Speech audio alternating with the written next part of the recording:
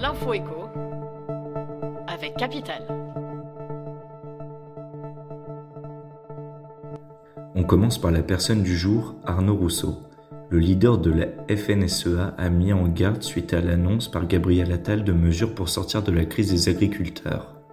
Il y a des choses qui ne sont pas au rendez-vous et qu'il faudra éclairer.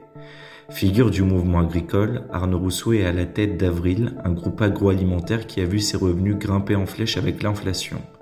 Une réussite financière bien loin des conditions des paysans en colère qu'il représente. On enchaîne avec l'exclu du jour. D'après une étude de LinkedIn, les soft skills ont une place très importante dans le top 10 des compétences professionnelles demandées par les recruteurs sur la plateforme en 2024.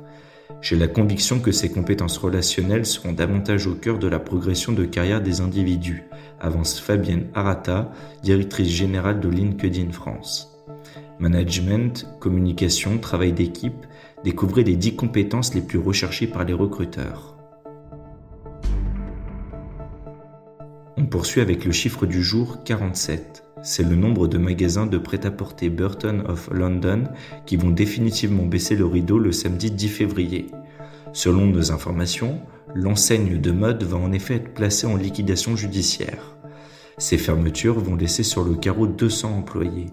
Le propriétaire actuel, Thierry Le Guénic, qui est à la tête des magasins Habitat, Orcanta, Le Jabi, avait racheté Burton of London en 2020 pour €1 symbolique.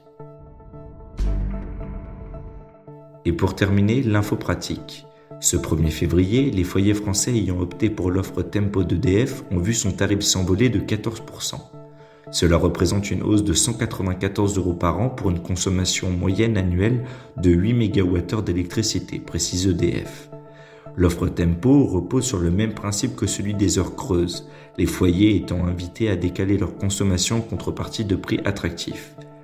Capital a sorti la calculette pour vérifier si l'option Tempo d'EDF reste intéressante suite à la hausse du tarif de l'électricité. C'était l'info écho avec Capital.